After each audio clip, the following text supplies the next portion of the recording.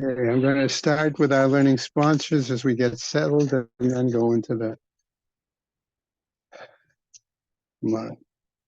year of learning. Friends of Herb Jeremiah, Svi Ben Zev, friends of Sam Coleman, Shmuel Ben Yaakov, friends of Gideon Lazinski, Mordechai Shlomo Ben Meir, Bell and David Adler, in memory of her father, Eliel Ben Yosef Kohen, those who were inspired by our Rebbetzin Emerita, Sheila Shapiro, Sarah Estamalka, Bat Shalom Yisachar, Gail and Leslie Kaplan, in memory of their parents, Mushka Sprinzer, Bat Yosef Chaim Bachava, Hanan Ben Moshe Eliezer Vachana, Pesha Bat Shmuel Yitzchak Halevi Vitzipora, Isra Ben Yoel Moshe Cohen Vachana, Rexford Friends of Gladys Sherman, Gutta Bat Meir, Michael Klein and friends of Judah Klein, Yehuda Tzvi Ben Chaim, Marsha Brana in memory of her husband, Harav Yerachmiel Ben Shmuel, friends and family of Arthur Ritholtz, Mordechai Yudel Ben Baruch Leib HaKohen, friends and family of Sigi Bessler, Shalom Shraga Ben Dov, friends of Marvin Weinstein, Mordechai Ozer Ben Israel Aaron, a month of learning by Perry and Jill Meltzer, in memory of his mother, Malka Bat Baruch, and his sister Godalea Bat David Halevi,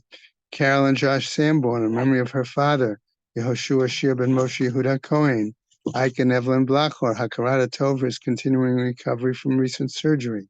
Rabbi Dr. Yankee and Malki Honig, in memory of his mother, Rabbanit Hensha Ita Bat Chaim Yehuda, Hannah and David Grunblatt, in memory of her mother, Roisa Bas Chaim, Jill and Perry Meltzer, in memory of her father, Yaakov Ben Yosef, B. Pizer, in memory of her stepfather, Avram Michal Ben Shmuel Halevi, also B. Pizer, in memory of her mother, Razel Bat Shammai, Jerry and Sharon Glassman, in memory of his mother, Malka Yehudis Bat Eliyahu, Henry Katz and children, in memory of his wife, Leila Leah Mincha Bat Yehuda, a week of learning by Michael and Judith Paretsky, in memory of his brother, Chaim Tzvi Ben Gershon, Judy Schiff, in memory of her mother, Chaya Chava Bat Menachem Mendel.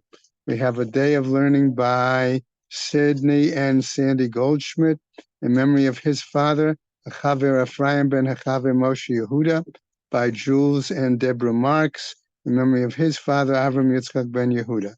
And Hashem is having Aliyah, Crank Rafir, Velti Yeshir, Tzemach, Ben Israel, a good Gaben Shtiach.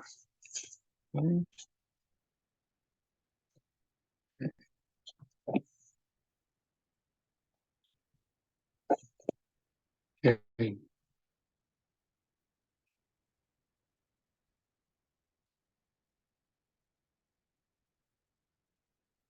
We're on the top of Kofei, right? Okay. All right. So remember, by the way, that we got to the point at the end, we were discussing, does the appearance of something indicate that's an adequate change in the item, which would mean that the acquisition by the artisan, okay? And that was part of the whole long discussion about the use of dyes that came from plants.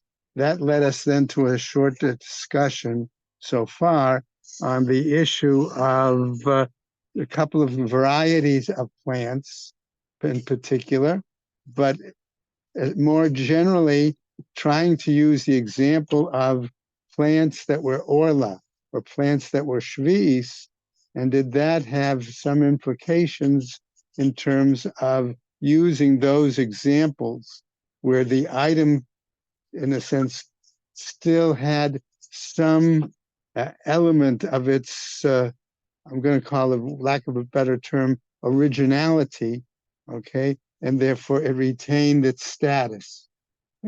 And so that was tied into the whole question then of that the Gemara raised, okay, if somebody stole the plant and used it, if somebody stole the wool and the plant and used it, and then we got into a little monkey business there as well, okay? Well, that's what's, okay? That was the Gemara, not mine, okay? And from there we got then into up to the point where we saw at the end of yesterday's discussion, at the end, right? Where there was plants or wood that was used for heating. Okay, is that the question of consumption and you could eat it. Okay, double, in other words, where both aspects of the item used at the same time. Okay, and at the end, Amar Rabba, as we finished on the bottom of the previous Amud, and the top of Kof Beis, Stam Eitzim Lahasaka Hein Omdin. That's where we stop. So we're on Kof Beis, okay, 102, okay, in the top of the very top of the Amud, okay. We're going to try to continue this morning, okay. All right. So Amar Rav Kahana, says Rav Kahana, ve'etzim lahasaka t'na'ahi, that this issue of the wood being used primarily for heating seems to be a machloket the Tanaim, right? The Tanya, as we learn elsewhere in a Braita, ein mosrin perot shvi'it lo lemisra velo lichvusa.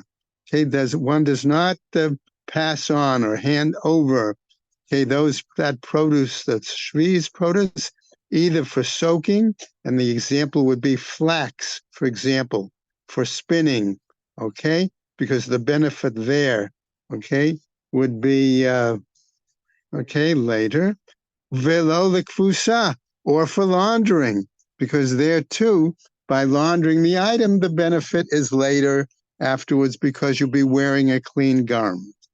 But Rabbi Yossi Omer says, Rabbi Yossi notnim perot shvi'it letocha misra. According to Rabbi Yossi, you may take those items that are of a shvi'it status, okay, and put it in for soaking and put it in for laundering. My Tama de Rabbanan. What was the reasoning of the rabbis? Amar Kra, because we have a pasuk, and the pasuk tells us specifically le'achla, okay, in regards to eating, okay, and then from that we learned velo lemisra, okay, and not for soaking, le'achla for eating, velo lechvusa, and not for laundering.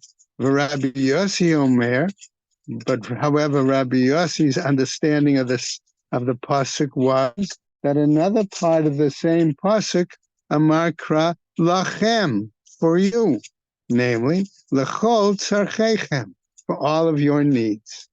Okay, so the implication is that that's why he said that in those cases it would prohibit the benefit of the eating, but not for the other items.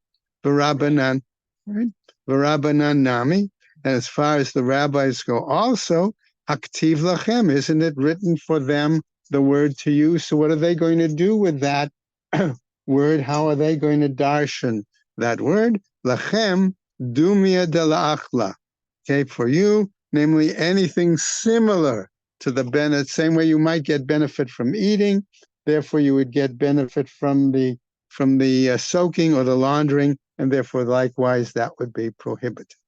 Okay, b'mai, namely b'mi or b'mai shehina'ato u'biuro shavin, when the benefit and the consumption are together. Okay, that's what it means. Yatsu mishra uchvusa. Therefore, Rabbi Yossi could argue that would exclude the soaking or the laundering. Shehana'atan achar biuran, that the benefit that one accrues is after the consumption. Namely, the flax is soaked up, and therefore then you use it. Okay? We don't have a bracha for laundering. Okay? Right? Rabbi, the Rashi points out an additional Yeah. reason is these are commercial applications. Okay. And you can't use shvius in business. Okay. All right. I did not catch that in Rashi, but thank you for bringing that to our attention. Okay. So what happens, and therefore that excludes kvusa. All right. Namely, if it has to be benefit and consumption at the same time, right? Yatsu mishra ukvusa, it excludes then the soaking and the laundering. Shehana'atan achar bi'uran. Okay, that their benefit is after they have been consumed. Okay, Vari, Rabbi Yehuda, Nami, also, Haktiv, isn't it also written for him, la'achla, in our pasuk? right, for the issue of eating, Amalach, he would argue the following: Hahu mibayale likadatanya. That's needed. Why? Because of the fact that it's spelled out in the Braita. The Tanya, as the Braita teaches us, le'achla, okay, for eating, velo melogama. Okay, I found two different pshatim on the phrase. Okay, melogama. On the one hand, it was a kind of poultice, a kind of bandage. On the other pshat, I found that it was a kind of mouthwash. Okay, There's Ritz wine in the building. that was later. We'll get to that later. Okay, that's not this term. Okay, that's not this particular term. So those are the two pshatim, okay, that were connected with that, okay, specific word. Ata omer la'achla. Do you say then that when we have the prohibition, okay, of eating, velo le'miligma, that it doesn't apply to this kind of either poultice or mouthwash? O eno ela la'achla velo le'kfusa? Or therefore, could you similarly argue that the prohibition to eating also applies then to the laundering? Kishahu omer lachem, and when it says to you, hare kvusa amor, and that therefore that applies clearly to the laundering. Ha ma'ani mikayem la'achla. How then do I understand and maintain this prohibition regarding the term la'achla for eating? La'achla velo lemelugma. Okay, namely that it implies eating, because eating you're consuming and benefiting at the same time. But for the poultice or the mouthwash, okay, you put it on and only afterwards you benefit from the poultice, from the bandage, or only afterwards does it clean out your mouth and things like that. Okay, umara ita. Okay, right. So the Gemara now continues. Umara ita lerabot hakvusa v'lahotziat hamalugma. So on what basis, the Gemara asks, did you include from the term la'achla a prohibition about the laundering, but exclude the prohibition regarding the malugma? Marbe'ani et hakvusa, says our Gemara, we include the prohibition regarding laundering, sheshave bechol adam, because that applies to all people. But, says the Gemara continuing, umotziani et hamalugma she'eno shaveh bechol adam, because the issue of using the malugma does not apply to all people. Okay? Kiman azla hadatanya la'akla. According to whom then do we go to see that it teaches, okay, this issue, this braita regarding la'akla, v'lo le'melugma, and not applying it to the melugma, the poultice or mouthwash, le'achla, v'lo le'ziluf. Otherwise, we have here, Michael is right, here's the point you were raising earlier, okay, that we're saying it prohibits what do we include or exclude?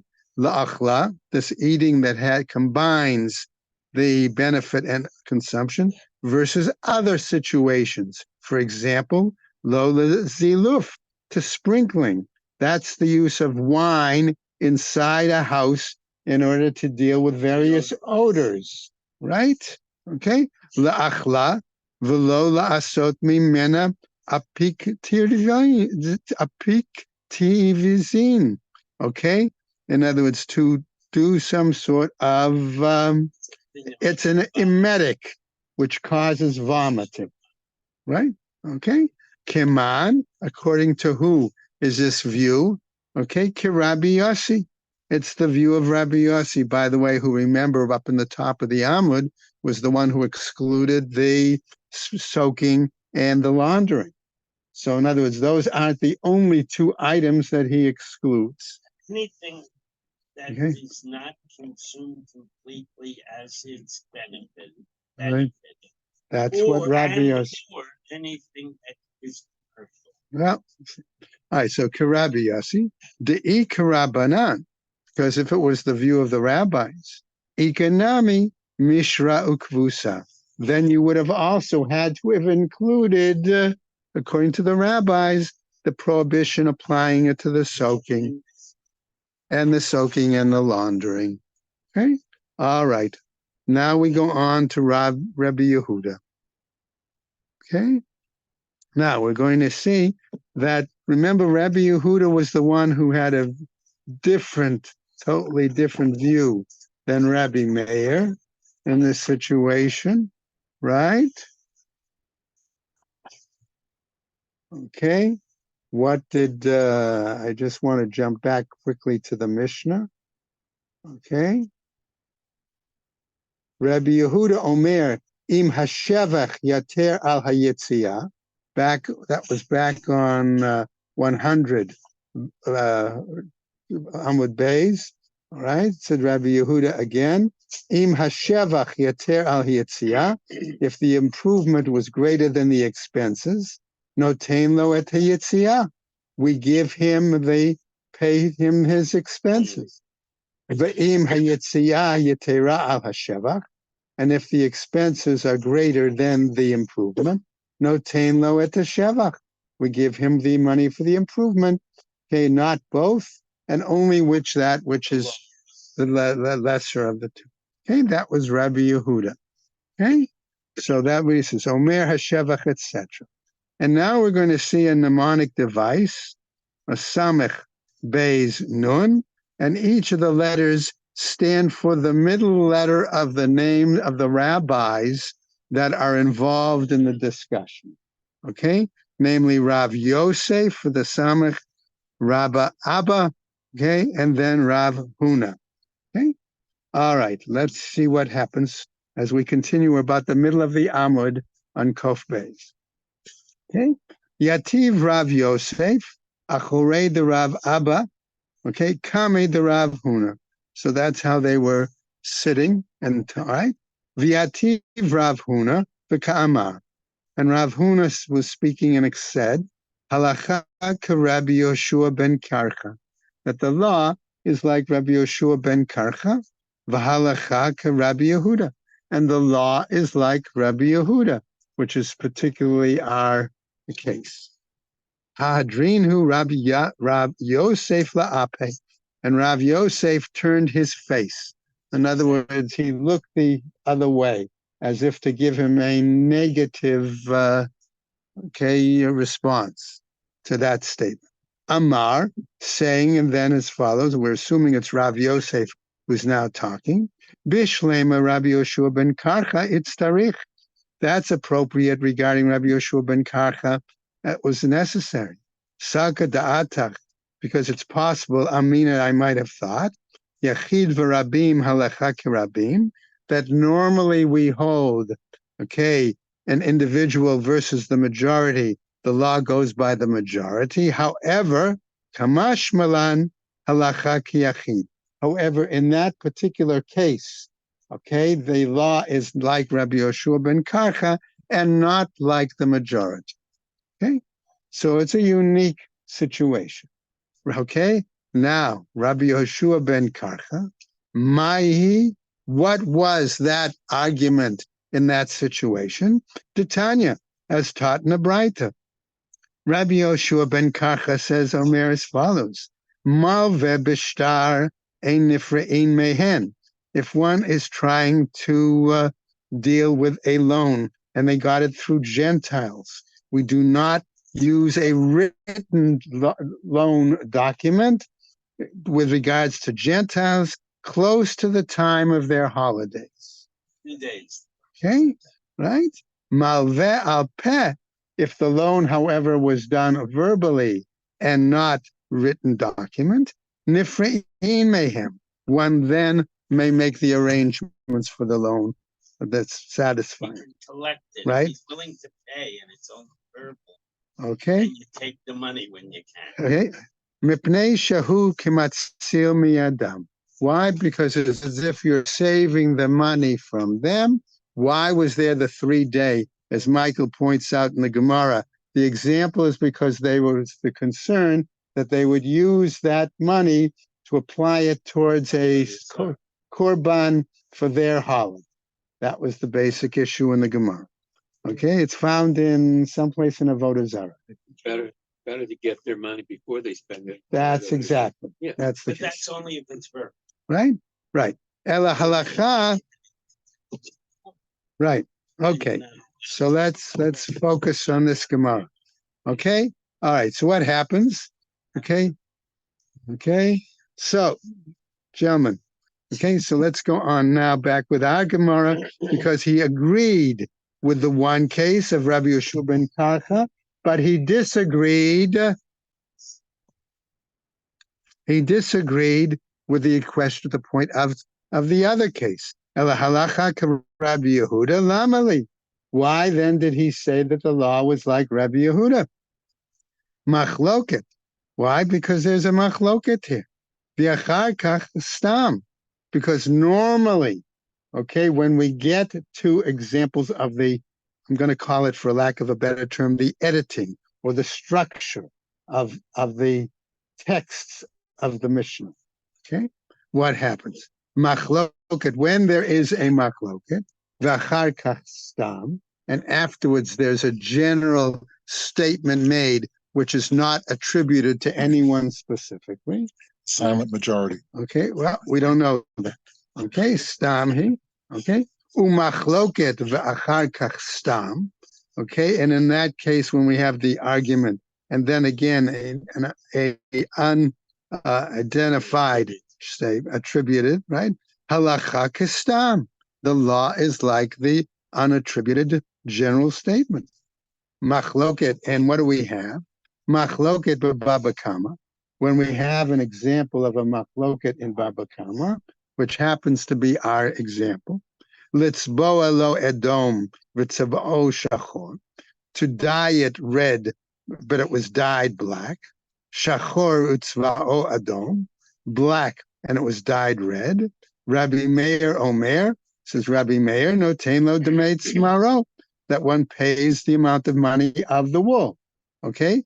And what's our machloket is this machloket here between Rabbi Meir and Rabbi Yehuda, where Rabbi Yehuda is the one who says, Im hashevach yoter al yetziah, if the improvement is greater than the expenses, no tain lo et yetziah, we give him the amount of money for the expenses.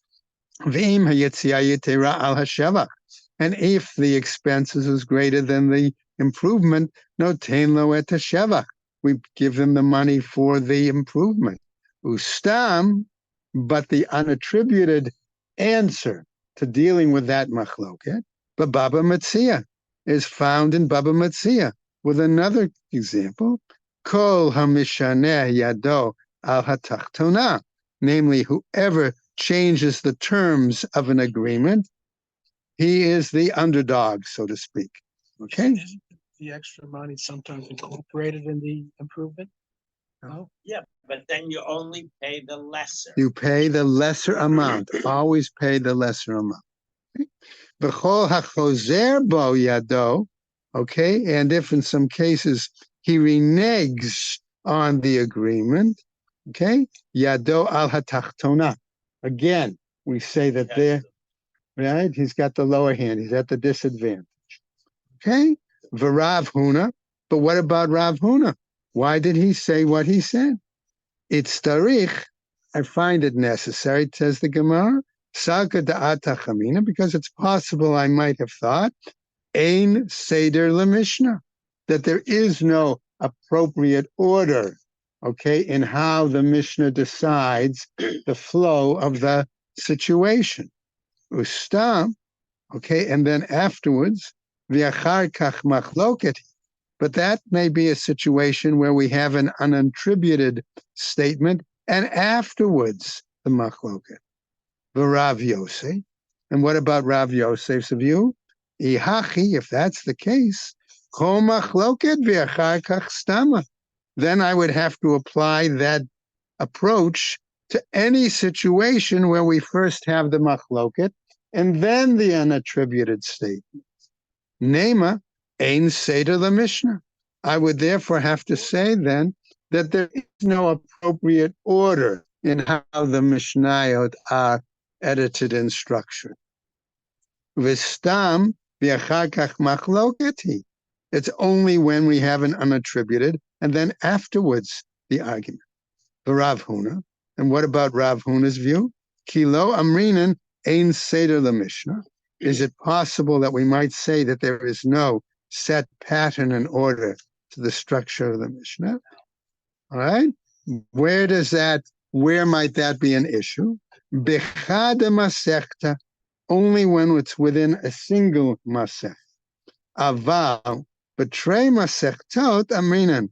But we're talking about an example here where there are two masechtas. Namely, one presented the argument for us, and later on, we see a discussion that gives us a result and an explanation. When you do the mission that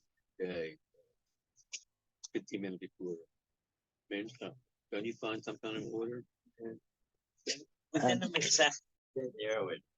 Right. But you can learn Sanhedrin 5 years later. In other words, you could start that yomi any. Right. It's different. Right. No, I don't think that's Jacob's question. Okay. What we sometimes see, even though our practice is to follow a calendar that only gives 2 Mishnayot a day, that calendar is not set up based on the contents of the Mishnayot. And the contents of the Mishnayot would tell you that, yes, there is a set order because they're edited by Rebbe in such a manner that topics are connected. Okay? And that's what I sometimes try to suggest. Okay? In our sometimes when we talk Mishnah Yomi. Okay? I think that answers your question. Okay? All right. So, but that doesn't not define that Michael's point is correct. Okay, and we're going to see in just a moment the entire connection between Baba Kama, Baba Matzia, and Baba Basra. Okay, we're going to see that mentioned momentarily. Okay? Okay, so let's go on, gentlemen. Okay, the Rav Yosef. What about Rav Yosef's statement? What about his view? And here's where we see that point. His answer is Kula Nezikin Chada Masechtahi. That originally Nezikin was one large Masechet. By the way, there are some later Rishonim who even argue more than just that. Okay? But it's very clear that at one point there was an understanding that the 3 Babas are actually one large section. Even the names. Okay, right. The first gate, the middle gate, gate, the the second last gate, gate right. shows that they run Right. through one unit. Right. Okay, so that was his point. Okay, going on as we finish towards the end of the Amud, v'ibayat ema. And if you want, I might say, mishum de katani la gabi hilchata pesikta. Why? Because maybe it's possible to say that this is how it's presented and taught so that we ultimately have a final decision vis-a-vis the legal argument and discussion. Okay? Kol hamishane yado al hatachtona. Since we mentioned previously that one who changes the terms of an argument, okay, is basically at a disadvantage. V'kol hachozer bo yado al hatachtona, or one who reneges from an agreement also would be at a disadvantage. Tanu Rabbanan. We'll talk about that with the following Braita. Hanotein ma'ot l'shlucho.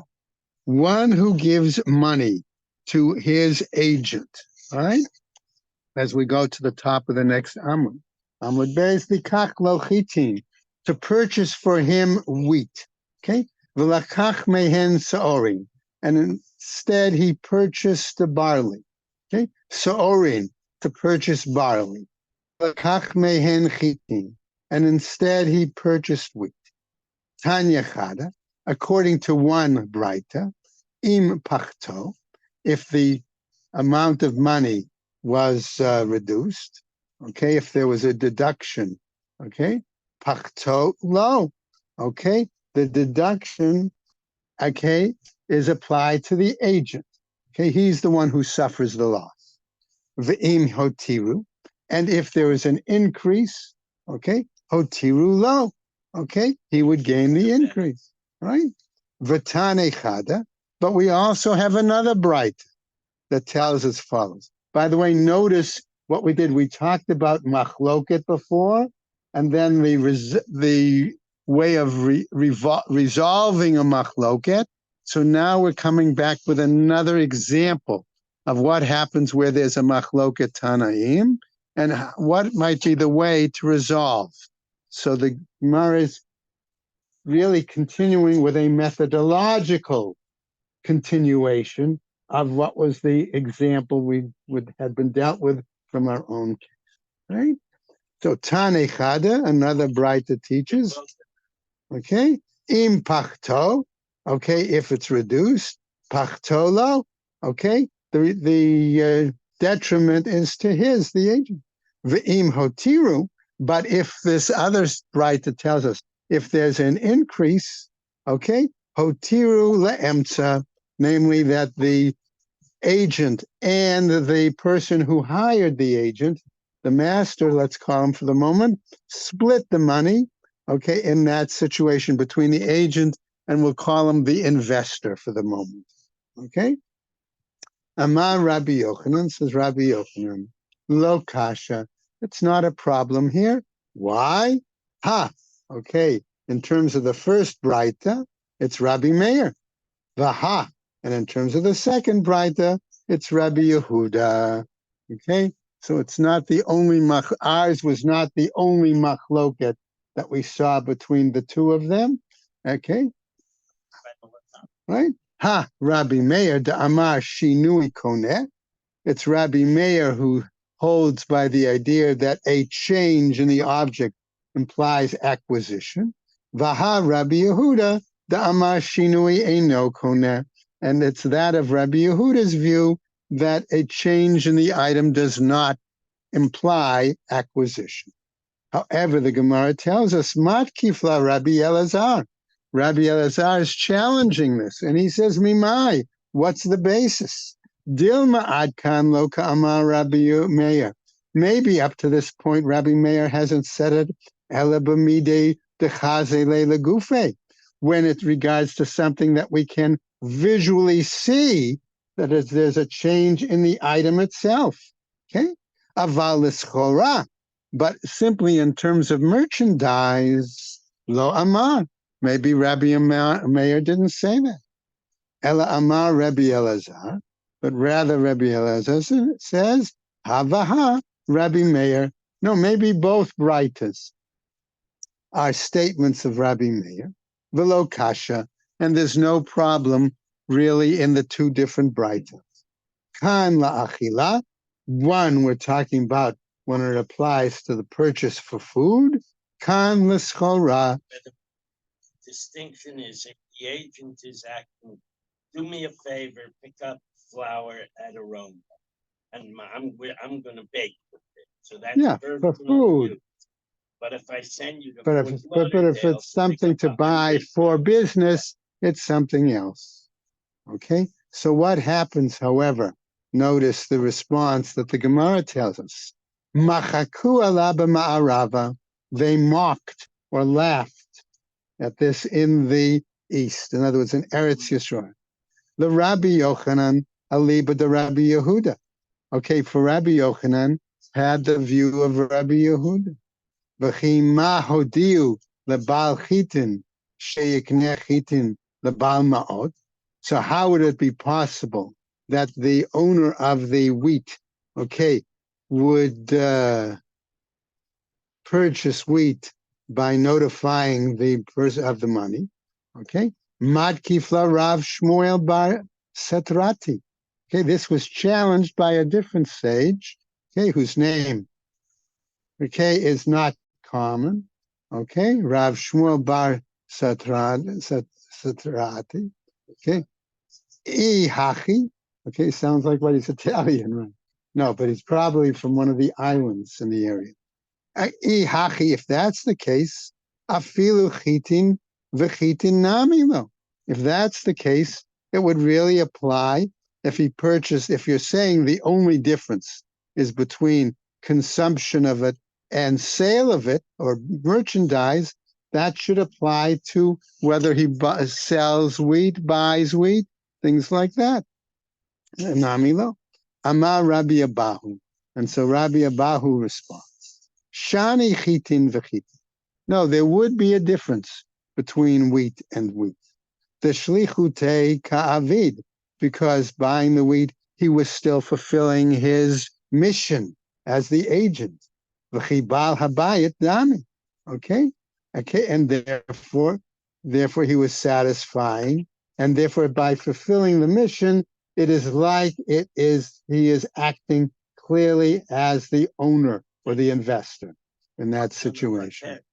Okay, If you do exactly what I tell you, then you're not an independent individual. You're It's as if fulfilling. you're my hand. Yes, you're fulfilling the guy who gave him the money is and was and will be donor. The guy, the investor, right? It's not the agent that becomes the owner. It's the investor. That's what I said. You're like the same as the person who gave the money. Kibal habayit dam. Listen, it's different. That's right. Then you don't do your shlichus, okay, and therefore, and then you're acting as if you're an independent, right? Okay. Teda, know this. Why, says the Gemara? Ditznan, because we have a Mishnah that says, Echad hamakdish nechasav, one who consecrates his property, okay? V'echad hama'arich et atzmo, or one person who establishes the value of himself, okay? Ein lo b'ksut ishto. It does not apply to either the garments of his wife, v'lo b'ksut banav, nor the garments of his children, v'lo b'tzava l'shamen, okay, and not for the dye or the paint, okay, for the color, okay, that he did, okay, v'lo b'sandalim chadashim shalakhan l'shaman, nor for any other, not just garments, but any shoes or other items, okay, that he was purchased for them. Okay, the other was colored garments for them, or clothing for them, or shoes for them. Okay, va'amai, sandalim. Okay, I still use by that way. Okay, va'amai, and what are we talking about? Lema hachanami. Let us say here too, mi hodio. I could argue therefore as well in the same kind of explanation. Mi hodio litzvoa sheyiknet tzva'o leisha.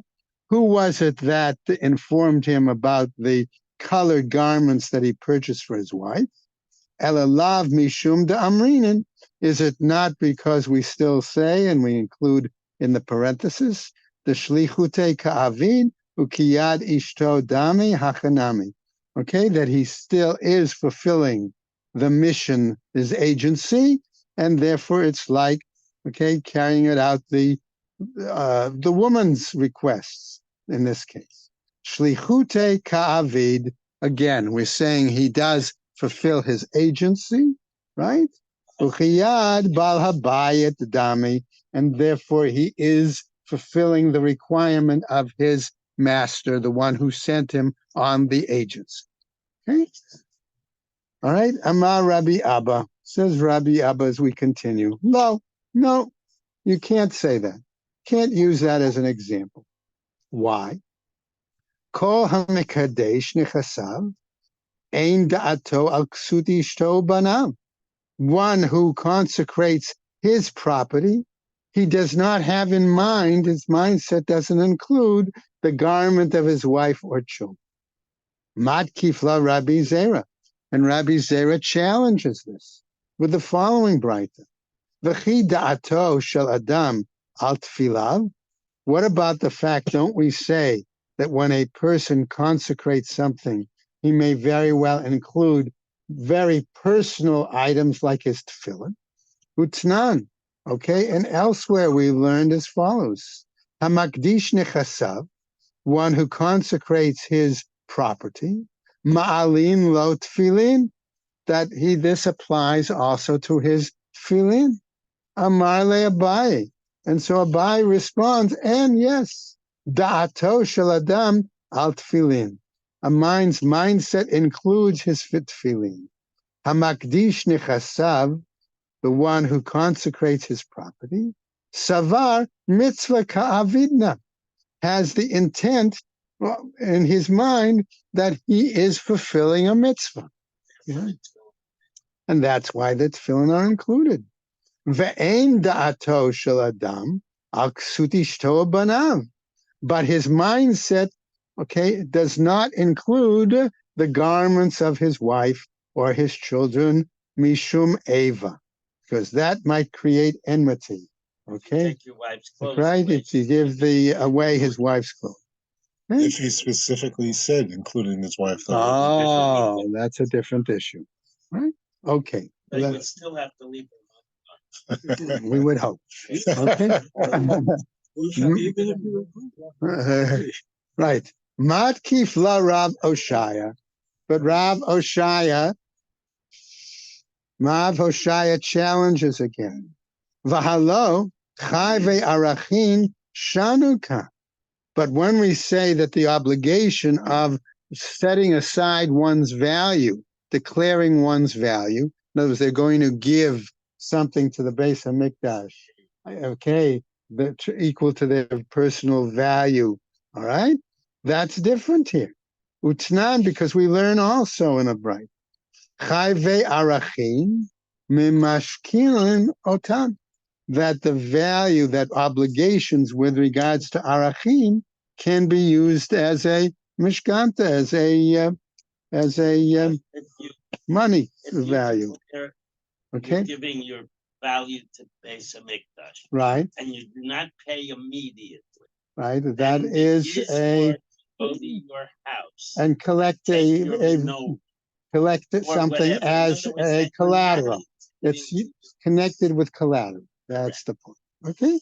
V'chi da'ato shel adam al atzmo lemishkano. Okay. Was that really his intent when he made the consecration? Usually that's not the case. Ella rather, Amar Rabbi Abba, says Rabbi Abba, Kol hamakdish nechasa, one who consecrates his property, ne'aseh kami shehekneh lehen ksut ishto banav me'ikara. Okay, his argument is that one who makes that consecration, it's as if he did purchase, okay, the garments of his wife and his children initially. If he tends to give everything, he's going to give it everything that he owns. First, it gives everything that belongs to them, so to speak, to the wife and kids. So there it's out of his estate, and therefore he doesn't have to give it. That's what that means. Well, it may be. Okay. All right. But in other words, he puts that amount aside initially and then gives, right? So the woman that's the point. Tanu Rabbanan, says a Braita. Halokeach sadeh b'shem chavero, one who purchases land in the name of his neighbor. Ein kofino tolim chor, we don't force him to sell. V'im amarlo, in other words, we don't force the other person to sell it to him. V'im amarlo, and if he says to him, almanat, on the condition, kofino tolim kor, then we do force him to sell him to that other person. Okay? Mai kamar, what are we saying here? Amar Rav Sheshet, says Rav Sheshet, hachi ka'amar. This is what it means to be telling us. Halokeach sadeh mechavero, one who purchases property or land from his neighbor. b'shem reish galuta, in the name of the reish galuta. Okay, what happens?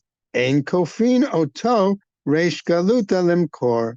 We do not force the reish galuta to sell it. Ve'im amar, but if he said almanat, on the condition kofin et reish galuta limkor, then we do force the reish galuta. Remember, reish galuta was the title given to in Babylonia the person who was the head of the community. Okay. Sometimes you will say in negotiating with a buyer, look, I'm buying this for the community. And, trying to discourage others from bidding against you. And B, to encourage the seller to lower the price a little. So this guy, Reuven goes to Shimon and says, I want to buy your field for the Reish Galusa. So Shimon, he sells it to him. And he didn't even mean to do that. It's just a negotiating tactic. So he is not obligated to turn it over to the Reish Galusa, even though he used his name. But if he said, sell it to me on the condition that I'll turn it over to the Then Reish it's got to Galusa, fulfill then the he has to. custom.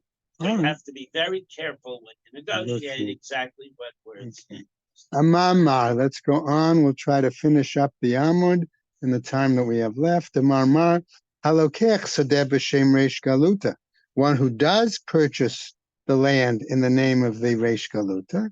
Ein kofino to reish galuta limkor.